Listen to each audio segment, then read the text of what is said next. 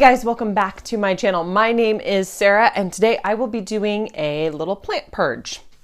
If you are new here, take a moment, hit that subscribe button if you want some more plant related content. And as always, don't forget, hit that like button if you found this video helpful or interesting in some way. And without further ado, let's jump into today's video.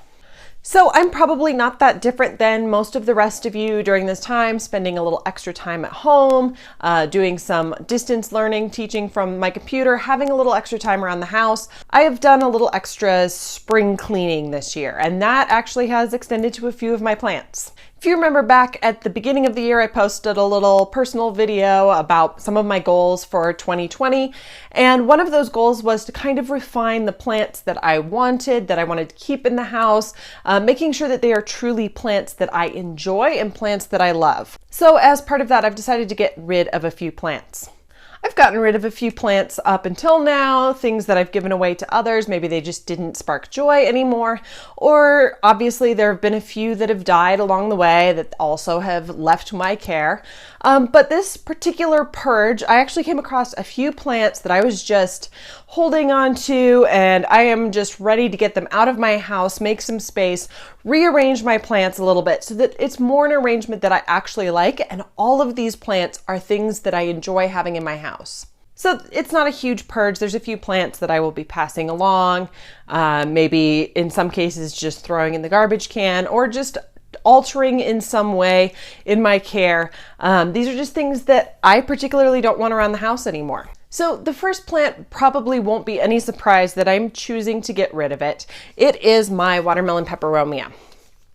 So hopefully you guys can see those leaves are not in the best condition, and the new leaves that are coming in are very small and they're actually really deformed. So this was an order from Hertz, and I've discovered that the peperomia doesn't really ship that well to begin with. Most peperomias have some pretty delicate leaves, and in particular, the watermelon peperomia it doesn't love being shipped. So it wasn't particularly happy, even from the very moment that it entered my care, but I thought I'd give it a chance, let it, be in my house for a little while, see if I could bring it back to life. But in the course of that care, just discovering that it's putting out deformed leaves, and it continually was putting out deformed leaves no matter what I did in adjusting the light, adjusting the feeding, adjusting the watering. It was just continually putting out these deformed leaves. So I decided if I found another one that I would definitely get that one, especially if it was in town, and pass along this particular peperomia. So fortunately, a couple months back, I did end up finding this beautiful watermelon peperomia at a local nursery. And as you can see, these have big, beautiful leaves. They're a little bit droopy right now because it desperately needs to be watered. Today and tomorrow are kind of like my watering days. So this one needs some water, but overall really, really healthy, really, really in great condition as compared to this little sad guy. So I'm not sure if I will pass this on to anybody, just because I do think that there's probably some sort of an infection or some sort of a reason that it's growing these deformed leaves and growing them not just for a period of time, but consistently over the last few months. So this one may be a casualty. It may get a little funeral and disappear. So my watermelon peperomia is the first plant that I am purging. So the next plant that I'm going to choose to get rid of is my kind of sad Calathea worswichii. I love this plant, this variety of plant. I think it's a beautiful, beautiful plant. I love how beautiful and velvety these leaves are. And this one was actually an experiment. I went ahead and put this one in leca to see if I could get it to recover. And in this particular instance, I again went ahead and bought another version of this plant, a healthy one here in town, because this one just wasn't doing so well. So again, this one was one that shipped, and even from that very first moment that I got it, it was not doing well. It just didn't get enough water in the shipping process. I don't know if it just wasn't watered well before it was shipped or what. Came all withered, dried up, and seemed like it made a decent recovery. So I watered it, gave it a couple of days before I did anything with it, and it seemed like it was going to do okay. But as I had it growing, again, changing the care conditions, changing how much I was watering it, it was consistently putting out deformed leaves, not putting out leaves at all, just generally not doing well. And so I decided that it was time, if I found another one, I would buy a new and healthy plant, which is what I did.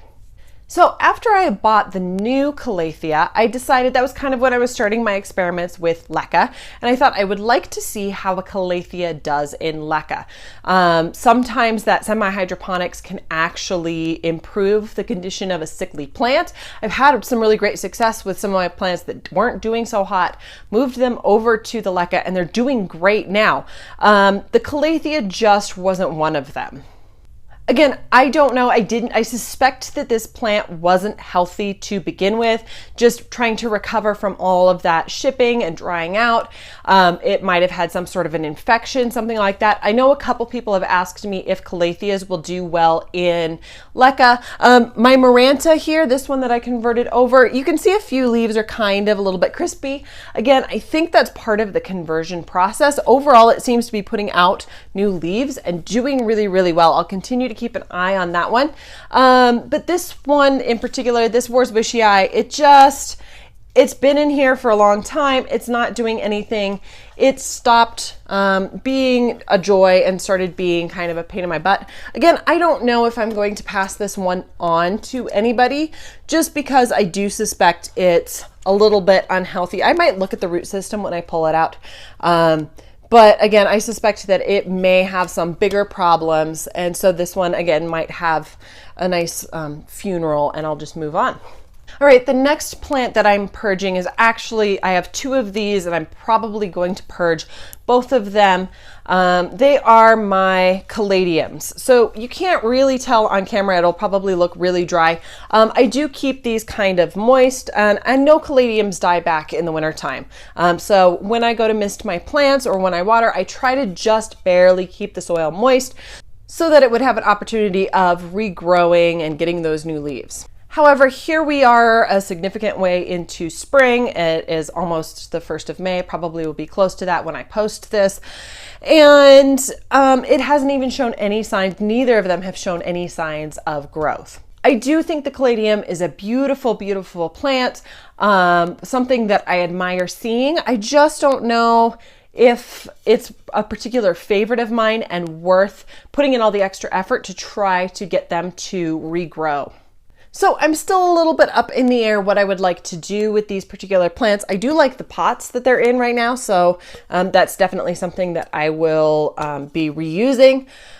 I might actually dig into the soil. I know Caladiums have bulbs, so maybe I'll look at those bulbs and see what kind of a condition they're in. Are they worth saving? Should I try to replant them and regrow them in a new medium? I don't know yet, but like I said, it's not that the Caladium's a bad plant or that I dislike it. There are so many other plants that I have in my house that I love so much more, and the amount of effort that I would be putting in to try to get this to regrow just probably isn't worth it.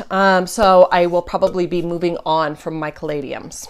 All right, and last but not least, my dumb cane, my Dieffenbachia. This was one of the first plants that I purchased when I was kind of getting into plants, looking at houseplants, and I do like the leaves. They're really pretty. They have this beautiful kind of coloration to them, and there's nothing wrong with the plant. So this was actually one of the first plants that I converted over to leca, I think along with some of my pothos, things that I knew that were easily replaceable if the leca went wrong. So it's not that I dislike the dumb cane or that it's doing poorly. In fact, this is probably one that I'll make sure that I pass on to somebody else because it's doing great. It's putting on new growth. It's growing. I just consistently was finding that it was getting overlooked or pushed to a back corner. So when I would rearrange my plants, it would kind of get the less important spot. I would go around and I would check on my plants, and then I'd come back the next day and realized I hadn't watered it or taken care of it or changed out the nutrients. And it's still doing fine. So it's a very low maintenance plant. But after that was happening month after month after month, I started to realize that maybe it wasn't sparking joy anymore and that maybe it was time to move on from this plant. So, like I said, I might try to find somebody else to take care of this plant. It's in wonderful condition. It's beautiful. Maybe I'll even give it to them with the leca so that they can start experimenting with semi-hydro. It just, like I said, plant that doesn't spark joy for me anymore. And so it might be time to move on and let it go to a better home, making space for a couple new plants that I have coming in. So that kind of summarizes the plants that I have set aside right now to actually go ahead and pass on to somebody, or in the case of some of the more sickly plants, actually just chucking, getting rid of, having a lovely little funeral for. And like I said, there's nothing wrong with these plants in particular. A couple of them I replaced, they were just unhealthy. And some of them, like I said at the beginning of this year, I just want plants that I really care about, that spark joy. Things like Hoyas that do really well in my house, and I don't have to worry about giving them this exact proper care. So these are things that I'm just choosing in my particular house to move on from. I think that wraps up today's video. I hope you guys enjoyed seeing kind of what I'm purging. Let me know in the comments below if there are any plants that didn't make the cut for your spring cleaning. I know there are a couple other plants that I'm looking at, you know, maybe won't survive the next purge. We'll see how they do. So don't be surprised if there are more plants missing actually in my next plant tour. Be sure to come back. I think probably next week. They're supposed to arrive in the mail either today or tomorrow. So I have a couple new Hoyas coming and I'll do an unboxing of those. So you'll get to see kind of what I'm replacing some of these plants with, what I'm going to put in their pots and in their spaces.